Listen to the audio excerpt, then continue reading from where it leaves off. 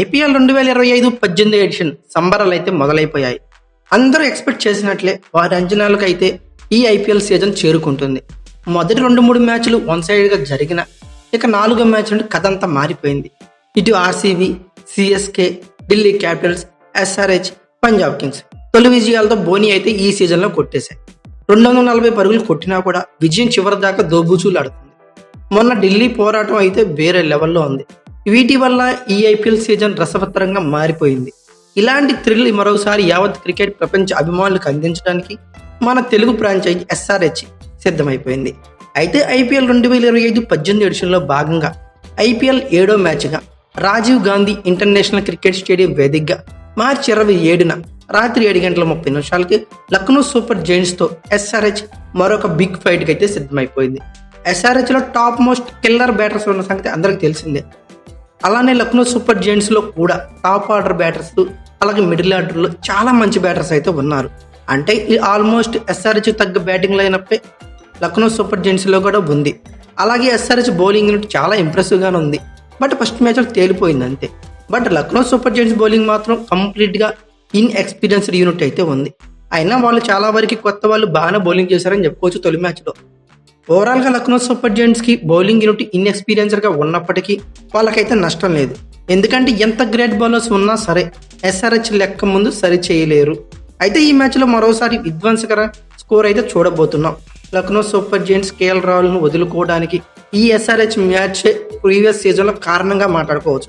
ఒక విధంగా Lucknow super Giants franchise owner Sanjiv Goenka ఈ మ్యాచ్ ఎలా అయినా గెలవాలని రిషబ్ పంత్ అండ్ కోహ్లీ గట్టిగానే చెప్పుంటాడు.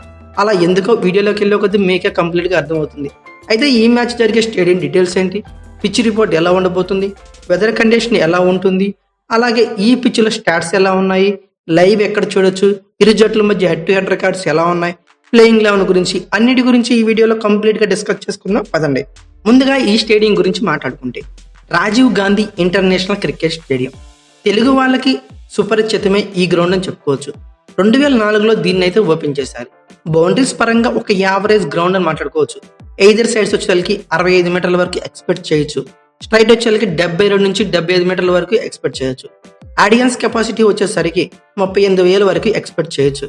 ఇక తర్వాత ఆల్ ఇంపార్టెంట్ పిచ్ రిపోర్ట్ గురించి మాట్లాడుకుంటే Rajiv Gandhi international cricket Stadium యొక్క పిచ్ రిపోర్ట్ ఎవరు చెప్పాల్సిన అవసరం అయితే లేదు. ప్రీవియస్ సీజన్లో చూసాం. అలాగే ఈ గ్రౌండ్లో హోమ్ గ్రౌండ్లో ఎస్ఆర్హెచ్దే రచ్చరచ్చ రంబోలా చేసింది. కంప్లీట్గా బ్యాటింగ్ ట్రాక్ అని చెప్పుకోవచ్చు. పరుగులు వరద పక్క.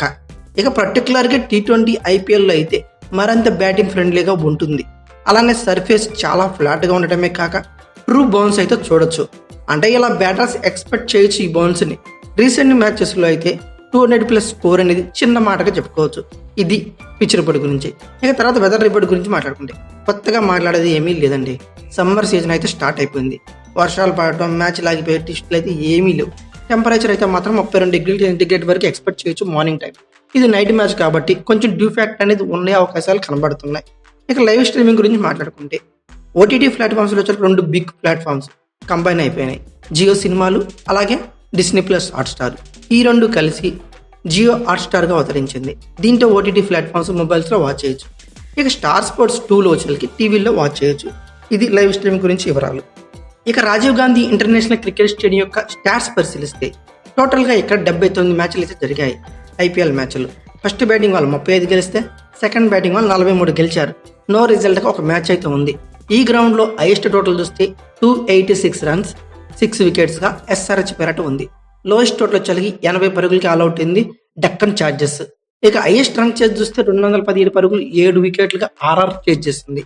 లోయెస్ట్ డిఫెండ్ టోటల్ చూసుకుంటే 126 పరుగులు 6 వికెట్గా ఎస్ఆర్హెచ్ పేరట ఉంది. ఇక ఫస్ట్ ఇన్నింగ్స్ యావరేజ్ స్కోర్ చూస్తే 162 పరుగులు గాను. ఇది ప్రీవియస్ యావరేజ్ స్కోర్ అనమాట. ఈ మధ్య అయితే ఎస్పెషల్లీ లాస్ట్ సీజన్ నుంచి అయితే 180 అబోవ్ యావరేజ్ స్కోర్ అయితే ఉంటుంది. అయితే హోమ్ గ్రౌండ్లో ఎస్ఆర్హెచ్ రికార్డ్స్ ఎలా ఉన్నా చూద్దాం. టోటల్గా ఎస్ఆర్హెచ్ హోమ్ గ్రౌండ్లో 57 మ్యాచ్లు ఆడింది. దీంట్లో ఏకంగా 37 గెలిచింది, 21 మాత్రమే ఓడింది. అంటే ఎస్ఆర్హెచ్ హోమ్ గ్రౌండ్ బాగా కలిసి వస్తుందని మీకు అర్థమైపోయింది. విన్నింగ్ పర్సెంట్ కూడా ఆల్మోస్ట్ 70 దాకా రీచ్ అయింది. అలాగే ఇక ఎస్ఆర్హెచ్ ఎల్ఎస్జీ యొక్క హెడ్ టు హెడ్ రికార్డ్స్ పరిశీలిస్తే టోటల్గా ఇక్కడ 4 మ్యాచ్లు అయితే వీళ్ళిద్దరి మధ్య జరిగాయండి. ఎస్ఆర్హెచ్ కేవలం 1 గెలిచింది. లక్నో సూపర్ జైంట్స్ ఏకంగా 3 గెలిచింది. బట్ 2024 నుంచి పాట్ కమిన్స్ కెప్టెన్గా వచ్చాక ఎస్ఆర్హెచ్ కథ అయితే మారిపోయింది. 2024లో ఎస్ఆర్హెచ్ 10 వికెట్ల తేడాతో ఘన విజయం సాధించింది. ఇంట్రెస్టింగ్ థింగ్స్ ఈ మ్యాచ్ గురించి మనం మాట్లాడుకోవాలి. ఇది రివెంజ్ మ్యాచ్గా ఎందుకు ఉందో కూడా మాట్లాడుకోవాలి. ఈ మ్యాచ్ గురించి కంప్లీట్గా ఒకసారి లుక్ అయితే వేసేద్దాం. ప్రీవియస్ సీజన్ 2024లో లక్నో సూపర్ జైంట్స్తో ఎస్ఆర్హెచ్ ఒక మ్యాచ్ ఆడిందండి. ఆ మ్యాచ్లో లక్నో సూపర్ జైంట్స్ ఫస్ట్ బ్యాటింగ్గా చేసింది. కష్టపడి 20 ఓవర్లు బ్యాటింగ్ చేసి 105 పరుగులు చేసి 4 వికెట్లుగా నిలిచింది. బట్ ఈ రన్స్ని ఎస్ఆర్హెచ్ ఎంతలో సేవ్ చేస్తున్నాం అనుకున్నాం? మహా అయితే 16, 17, 18 ఓవర్లో చేస్తుంది అనుకున్నాం. బట్ 9.4 ఓవర్లో 17.28 ఎకానమీతో ఇద్దరు openers Travis Head, Abhishek Sharma పూతికి ఆరేశారు లిటరల్లీ. అంటే 10 ఓవర్ లోపే ఈ 105 పరుగులు చేసింది ఎస్ఆర్హెచ్. సో ఇదంతా చూసిన Lucknow super giants owner Sanjiv Goenka KL Rahul కెప్టెన్సీగా ఉన్నప్పుడు అతన్ని పిలిచి పబ్లిక్గానే గ్రౌండ్లోనే చవాట్లు పెట్టేశాడు. సో ఈ మ్యాచ్ డెఫినెట్లీ గెలవాలని ఆల్రెడీ రిషబ్ పంత్కి Lucknow super giants owner Sanjiv Goenka ఖచ్చితంగా మాట చెప్పేసి ఉంటాడు.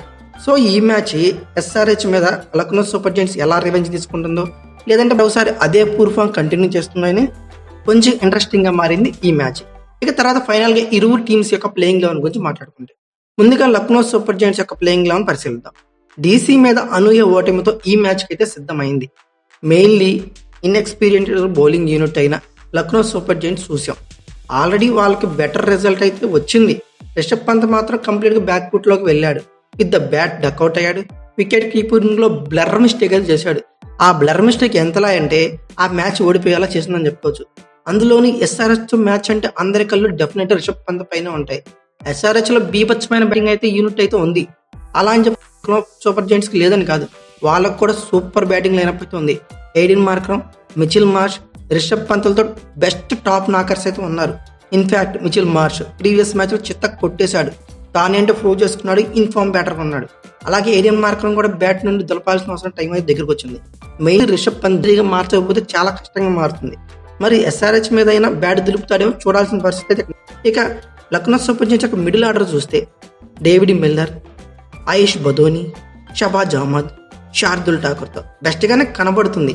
వీళ్ళందరికంటే మోస్ట్ నికోలస్ పూరన్, ఇతను చాలా కీ రోల్ అయితే వీళ్ళ టీంలో ప్లే చేయనున్నాడు. ఇతని మీద ఓవరాల్గా లక్నో హోప్స్ పెట్టుకుంది. అలాగే డేవిడ్ మిల్లర్ మీద కూడా. వీళ్ళు కూడా బ్యాట్తో రాణిస్తే మాత్రం విధ్వంసం చూస్తాం. ఇద్దరు టీమ్స్ మీద కలిపి 500 పరుగులు చూసినా ఆశ్చర్యం లేదు. ఇక అలాగే బౌలింగ్లో ఎవరైతే అన్ఎక్స్పెక్టెడ్గా టీంలోకి వచ్చాడో శార్దుల్ ఠాకూర్, అతనే పేస్ దళాన్ని నడుపుతున్నాడు. అతనే 2 వికెట్లు ఫస్ట్ ఓవర్లో తీసి డీసీ మీద మంచి స్టార్ట్ అయితే ఇచ్చాడు. బట్ దాన్ని కంటిన్యూ చేయలేపారని చెప్పుకోవచ్చు. అలాగే ప్రిన్స్ యాదవ్ బారాళంగా పరుగులేసి అనిపించుకున్నాడు. నేనైతే ఇతని ప్లేస్లో ఒక చేంజ్ అయితే ఎక్స్పెక్ట్ చేస్తున్నా. అతనే ఆర్ హంగార్కర్. అతని వచ్చే ఛాన్సెస్ అయితే కనబడుతున్నాయి. ఇక తర్వాత మణిమన సిద్ధార్థ, దివ్యంగేష్ రాతి, అలాగే రవి బిష్ణోయ్తో స్పిన్ చాలా బాగుంది. నా ఒపీనియన్ అయితే ఈ వన్ చేంజ్ అయితే ఎక్స్పెక్ట్ చేస్తున్నా. ఓవరాల్గా వీళ్ళ ప్లేయింగ్ లెవెన్ పేపర్ మీద పరిశీలిద్దాం. Aiden Markram, Mitchell Marsh, Nicholas Pooran, Ayush Badoni, Rishabh Pant, David Miller, Shahbaz Ahmed, Shardul Thakur, RS Hangarkar, Divyangesh Rathi, Ravi Bishnoi ఇలా ఉన్నారు. ఇంపాక్ట్ ప్లేయర్స్గా మణిమరన్, సిద్ధార్థని యూజ్ చేసే ఛాన్సెస్ ఉన్నాయి. లేదనుకుంటే అబ్దుల్ సమద్, ప్రిన్స్ యాదవ్ ఎవరో ఒకరిని తీసుకోవచ్చు. ఇక ఫైనల్గా ఎస్ఆర్హెచ్ యొక్క ప్లేయింగ్ లెవెన్ గురించి మాట్లాడుకుంటే, వీళ్ళ ప్లేయింగ్ లెవెన్లో చేంజెస్ అయితే ఎక్స్పెక్ట్ చేయలేమండి. బ్యాటింగ్లో తాడ తీసేశారు. ప్రీవియస్ మ్యాచ్లో 286 పరుగులే చేశారు. బట్ 44 పరుగుల తేడాతోనే గెలిచారు. ఇది కొంచెం నోటీస్ చేయాల్సిన పాయింట్. అంటే ఆర్ఆర్ 20 ఓవర్లకు గాను 244 పరుగులు చేసింది. విత్ 12 ఎకానీ పైనే కొట్టారు. ఇది కొంచెం కలవరపెట్టి న్యూస్ అని చెప్పుకోవచ్చు ఎస్ఆర్హెచ్ బౌలింగ్ యూనిట్ గురించి. అయినా వీళ్ళ బౌలింగ్ యూనిట్లో పెద్దగా చేంజెస్ అయితే ఉండవని అనుకుంటున్నా. ఉంటే వన్ చేంజ్, అది కూడా ఇంపాక్ట్ ప్లేయర్ రూల్స్లోనే వాడతారు. పేస్ యూనిట్లో Mohammed Shami, Pat Cummins, Harshal Patel, Simarjeet Singh super bowlers అయితే పేస్ యూనిట్ కనబడుతుంది. అలాగే సపోర్ట్ పేస్ ఆల్రౌండర్గా నితీష్ కుమార్ రెడ్డి కూడా ఉన్నాడు. భయంకరమైన పేస్ యూనిట్ పేపర్ మీద కనబడుతుంది. అలానే స్పిన్ యూనిట్లో ఆడమ్ జంపా నడపనున్నాడు. ఈ బౌలర్ అతనే కానున్నాడు స్పిన్లో. అలాగే తన తోడుగా అభిషేక్ శర్మ ఉండనే ఉన్నాడు. ఇక వీళ్ళతో స్పిన్ యూనిట్ నడుపుతున్నారు. ఇక బ్యాటింగ్ యూనిట్ గురించి ఎంత చెప్పినా తక్కువే. అంత భయంకరమైన హిట్టర్స్ అయితే భయంకరంగా టీంలో ఉన్నారు. మొన్న వచ్చిన ఇషాన్ కిషన్ వీళ్ళ టీంలో చేరడేలేమో, ఎలా కలుస్తాడు ఏందో అనుకున్నాం. ఫస్ట్ మ్యాచ్లో తను ఏంటో ప్రూవ్ చేసుకుని వాళ్ళలో కలిసిపోయాడని చెప్పుకోవచ్చు. ఇక అలానే అభిషేక్ శర్మ, ట్రావెస్ హెడ్లు మరోసారి ఫ్లయింగ్ స్టార్ట్ అయితే ఇవ్వాలి. ఇన్ఫ్యాక్ట్ ఫస్ట్ పవర్ ప్లేలో వీళ్ళిద్దరు అవుట్ అవ్వకుండా ఉంటే చాలా బెస్ట్ అవుతుంది అని చెప్పుకోవచ్చు. అలాగే నితీష్ కుమార్ రెడ్డి, ఎన్రిచ్ క్లాసన్తో బెస్ట్ మిడిల్ ఆర్డర్ అయితే ఉంది. వీళ్ళకి తోడుగా ఫినిషింగ్లో కొత్త బ్యాటర్ని యాడ్ చేశారు, అభినవ్ మనోహర్. అతను కూడా ఈ క్లబ్లో జాయిన్ అయితే వేరే లెవెల్. ఇన్ఫ్యాక్ట్ ఇషాన్ కిషన్లా హిట్టింగ్ చేయగల సత్తా అభినవ్ మనోహర్లో ఉంది. అలానే అంకిత్ వర్మ, పాట్ కమిన్సుల దాకా 8th or 9th స్పాట్ వరకు బ్యాటింగ్ లైనప్ అయితే కనబడుతుంది.